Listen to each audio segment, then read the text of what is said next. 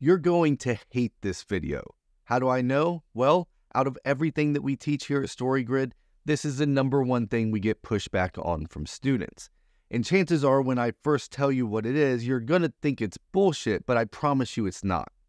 Now, the reason I know this is because I work with Shawn Coyne. He is the creator and founder of StoryGrid, and everything that we teach here on this channel and at StoryGrid is based on his 30-plus years experience in the publishing industry. And as an editor, his job was to find problems in the books that his writers would bring him and then fix them so that the book would sell better and work better in the marketplace. And it did. Over the span of Shawn's career, if he worked on a book, it was 2.5 times more likely to be a profitable, successful project for the publishing house. So this thing I'm going to teach you today, it was one of the tools that he would use to take a book that was already working and okay and make it way better, which means it would sell better, readers would love it more, and they would pass it on to their friends. The idea I'm talking about here is the power of 10. And I'm going to explain to you exactly what that is and how you can use it with your writing. But first, we got to talk about the problem that we're facing and why the power of 10 is so important in this problem. We're going to draw a little graph here. And on the left is going to be this arrow that's going up, and we're going to call that energy. Now, we can call it other things that matter in our writing: excitement, tension, conflict, stress, friction. And really, it all comes down to this idea of it keeps the reader turning pages. That's what we're focused on here, is when we're adding energy and excitement and tension and conflict and all these things to our scene, we're trying to keep the reader engaged so that they keep reading so they actually get to the end of our book and enjoy our book and maybe tell somebody else about it. We're going to stick with this word for energy, but it kind of means all of these things. So when we're talking about energy and we're looking at it as it graphs over, let's say, a scene, but this works at the full macro novel level as well, but we're going to look at a particular scene. So we're going to say that at the beginning of the scene, we start at some sort of baseline of energy. Now, if it's later in the book, it's going to be a little bit higher. If it's earlier in the book, it's going to be lower. But there's going to be a baseline at the beginning of the scene. And then the inciting incident is going to happen. And the inciting incident is that thing that knocks your protagonist's life off balance. They thought they knew what was going to happen next. They were just going about their day, and then something came in and knocked their life off balance. And this created an object of desire, something that they want. Now, I've covered this extensively in other videos. I'll put those links down in the description.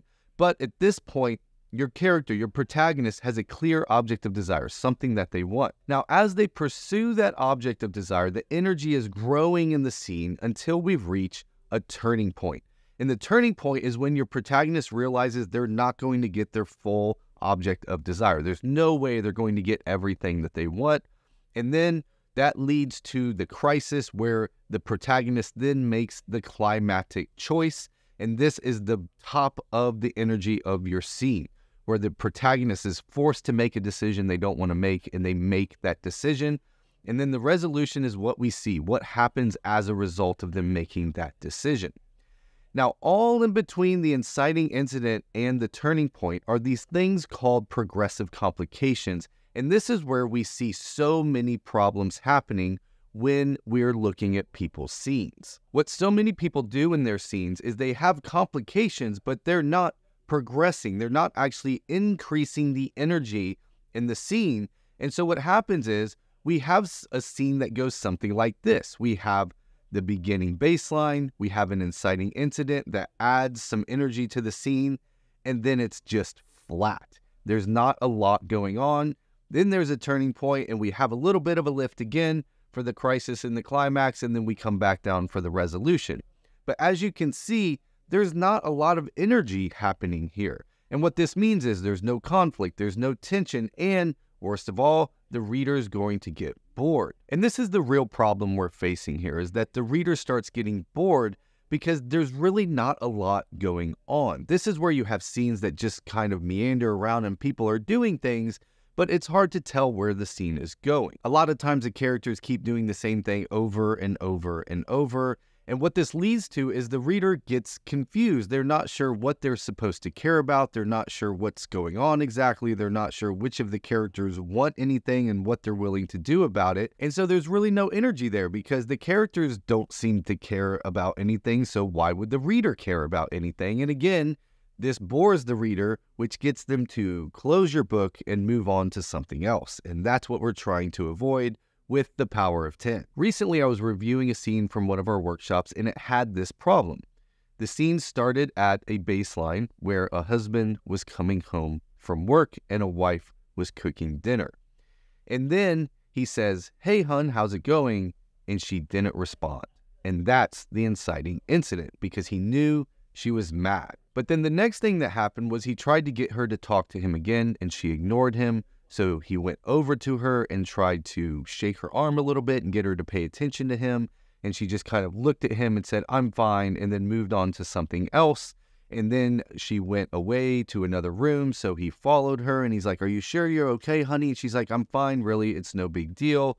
Then he said, "Well, what's no big deal? Why? Obviously something's wrong." And she said, I just don't really feel like talking about it." And so that ended up being the turning point where she said that she didn't want to talk about it.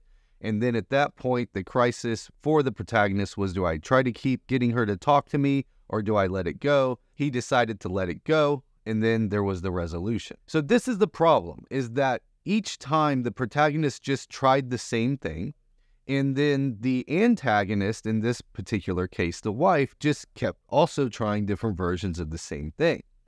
So what happens here is we don't actually know what's going on here. How bad is what the husband did? Like, we don't know by the wife's reaction. Is it really bad? Like, did he cheat on her or something? Or did he just leave his clothes on the floor again? We can't tell because of how she's acting.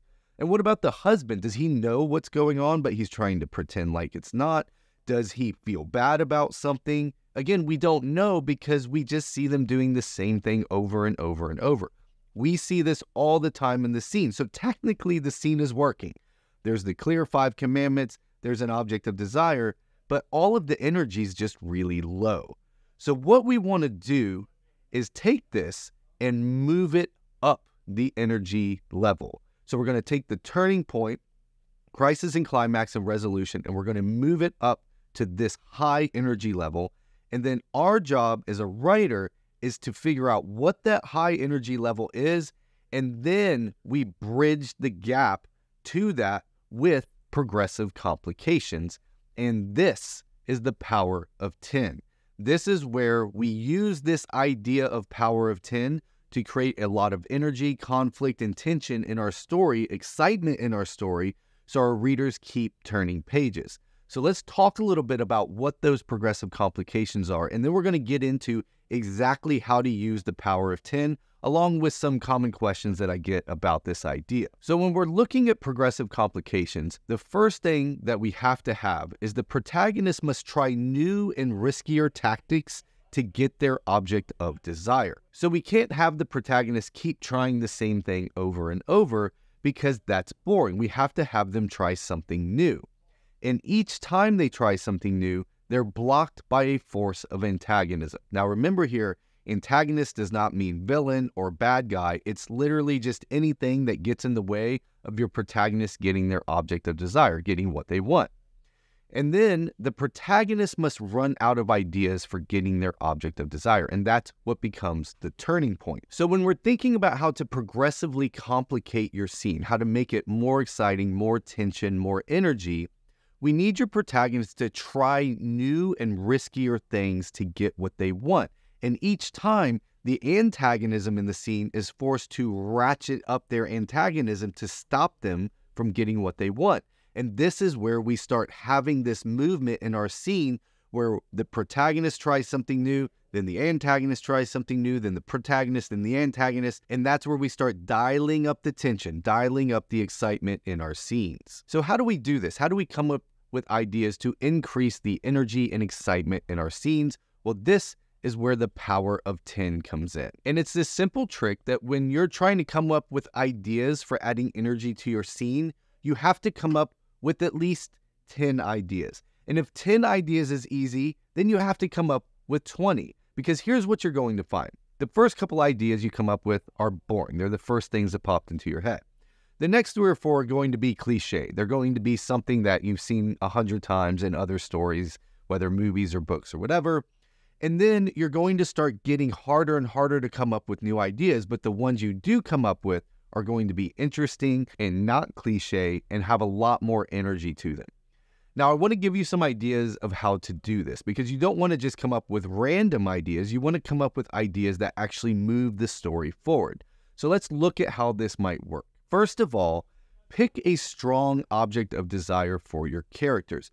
A lot of times the whole problem comes from what the protagonist actually wants is too small. So just as in life, we're not willing to risk something big if all we want is something small. If I just want a bowl of ice cream and it's not that big of a deal, I'm not going to try very hard to get that. If a few things get in my way, I'll be like, it's not worth it, right? So we got to make sure the object of desire for our characters is actually something that they're willing to risk for and they're willing to go after. One tip I do for this is to turn the internal desires of the characters into external actions. So think about how in life, a lot of times we want to do something, but we don't because we are in society. We don't want to have to deal with the consequences. We know it's only going to get worse if we do that thing we actually want to do. So in a book, have the characters actually do that thing. So in a recent scene I was working on that we actually put here on the YouTube channel, I had it set in a coffee shop and the protagonist was in a hurry. He was trying to just get his coffee so he could go. And the barista was not very good at her job. Now, we've all been in a situation like this where we're in a hurry and the other person doesn't seem to be going fast enough for us, and we've wanted to just take over ourselves and do it ourselves and push them out of the way, but most of us probably just stand there quietly, shaking a little bit, wanting them to go faster. But in my scene, I had the protagonist actually go around the counter, basically shove the barista out of the way, and just make the coffee himself. So think about things your characters want to do to get their objects of desire that in real life they may not do, but put that in your story. Have them actually do those things. Next up, constantly ask, how can I make this worse? Right? We don't want things to just go well for our protagonists. We want them to keep getting worse and worse and worse. So each time they try something new, something else gets in their way, some other form of antagonism. So as you're going through those power of 10 questions, think about how you can make it worse for your protagonists. And I'm always thinking, how can I back your characters into corners to see what is important to them? We want to see what your characters actually care about. That's what happens at the climax. We see what they care about because they have to make a really tough decision. So back your characters into really hard corners to get out of and then show us what they do. And here's what I want you to practice. Go too far. So many people are worried that they're going to push it too far. It's going to be unrealistic. And I'm going to talk about this in a second. This is really important to do, to push yourself, especially at the scene level. You're only writing 1,000, 1,500 words. It's easy to practice. And so practice going too far, where you're just pushing and pushing and pushing, thinking, oh, this doesn't feel realistic. This isn't how real life works, but it's going to make your writing so much better. So at this point, let's go back to that scene where the husband comes home and the wife is making dinner and he realizes something's wrong. Maybe he goes over and says, hey, honey, is everything okay? And she says, yeah, everything's fine. And then he says, this is what you always do. You always act like everything's fine. And then later tonight, you're going to blow up on me. Why can't you just do it right now? And then she can slam down the ladle and say, hey, I don't want to talk about it right now. Why don't you get off my back? And she goes to go down the hallway and he steps in front of her and blocks her way down the hallway and he won't let her pass. He said, I'm not moving until you tell me what is wrong. And then here we go. Now we're ratcheting up the tension. So it's not going to be flat. Each time the protagonist is doing something riskier to get his wife to talk to him. And then each time the wife is doing something even riskier not to have to talk to him. And it's going to reach a boiling point, a turning point in the scene. So let's look at some common questions that I often get about this idea of power of 10. The first is, do I have to have conflict in my story? This has showed up a lot of times in the comment section of this YouTube channel where people are like, well, can't I just write a really nice story that doesn't have all of this conflict in it? Well, no, that's not how stories work. There is no story that is a great story that doesn't have conflict. Stories are about change. People don't want to change. They want to stay the same, and that creates conflict. I also usually want to point out that them putting that in as a comment is also conflict, but we'll move on. So yes, if you're writing a story, if you're writing a book that you want to be great, there absolutely has to be conflict. Next up, do all the characters have to be awful people? A lot of times this question comes up. Well, do all my characters have to be these awful people that are being so mean to everybody? Of course not. Of course that doesn't have to be the case. I love to tell people to go watch things like Downton Abbey and The Gilded Age. These are people that are always proper, always being so nice, and yet they're still trying to get what they want, and there's still enormous amounts of conflict. So there doesn't have to be physical violence, there doesn't have to be bombs and explosions, there doesn't have to be gunshots, but there is going to be a lot of conflict and ratcheting conflict when two people want two different things and they keep running into each other in a scene. I get this question as well. Won't this fatigue my readers? No, they're reading a story because they want a story. This is not going to fatigue your readers. It's actually going to fill them with excitement. Now, it may create tension in them, stress in them, but that's what you want because they want to know what happens next, so they keep turning pages. So don't worry about fatiguing your readers. Worry about boring them. That's what you should be terrified of, because a bored reader is a reader that shuts your book and moves on to the next one. And then finally, this is my favorite one. Isn't this unrealistic? This is actually a great question, because this is what I used to really struggle with. When I would go to push my scenes using the power of 10, I would worry that it would turn my scenes into unrealistic messes where people would just kind of roll their eyes. And here's the thing I want you to understand. A lot of times we talk about this idea of telling the truth in your writing, right? Writing is telling the truth. You have to tell the truth in your writing. You have to be brave enough to put the truth on the page. But you have to understand that truth is not the same thing as realistic. When we're telling a story, we're trying to tell the truth about the emotions, about what we went through, about the feelings that come up. We want to show on the page the drama that goes on inside of us. That's what we're putting on the page. So to tell the truth, we actually can't be realistic, because most of life is boring and not interesting and would not make a great book. So you're not trying to make things realistic. You're trying to make them true, and you're trying to make them exciting and full of energy, so the reader is getting what they want out of reading your book. So one more time, I'm going to address this worry that you're going to push your scenes too far with the power of 10. And I want you to go down in the description. I have a link to chapter 3 from The Accidental Tourist by Ann Tyler. Ann Tyler is one of my favorite authors. I've become completely obsessed with her over the last year. And I've read all kinds of her stuff because she's so good at making boring things, seemingly boring things, really interesting. And so in this scene, all that's happening is that a husband and wife who are currently separated are having a phone call. And the husband wants her to come over and spend time with him so they can reconnect, and she's trying not to do that. And then over the course of the scene, you see it keep ratcheting up, ratcheting up, ratcheting up. The tension gets more and more and more, to the point where the wife accuses him of not really caring that their son was murdered the year before. This is a pure power of 10 thing. The argument didn't stay nice or didn't stay at one level. It just kept ratcheting up to the point where she accused him of something awful. There was no foul language in it, there was no bombs, there was no violence, and yet it's a clear power of 10 where the energy in the scene gets higher and higher and higher throughout the scene. So when you sit down to write your next scene, I want you to think about this power of 10. Before you write anything, think about where the scene is going and come up with at least 10 ideas of how you can increase the energy and tension and conflict and excitement in your story. And again, if 10 is easy, come up with 20. You want to get through all those boring and cliche ideas and come up with something truly interesting. Now, if you struggle with this at all, I want you to watch the next video, which is how to plan a scene. It's a 3-step checklist on how to plan a scene before you write it. And I want you to watch that next. It's going to help you a ton. It's going to pop up on your screen shortly. Now, if you're wondering who I am, my name is Tim Grahl. I'm the CEO of StoryGrid, and I'm the author of The Threshing, Running Down a Dream, and Your First 1,000 Copies. If you want to find out more about how StoryGrid can help you, visit storygrid.com.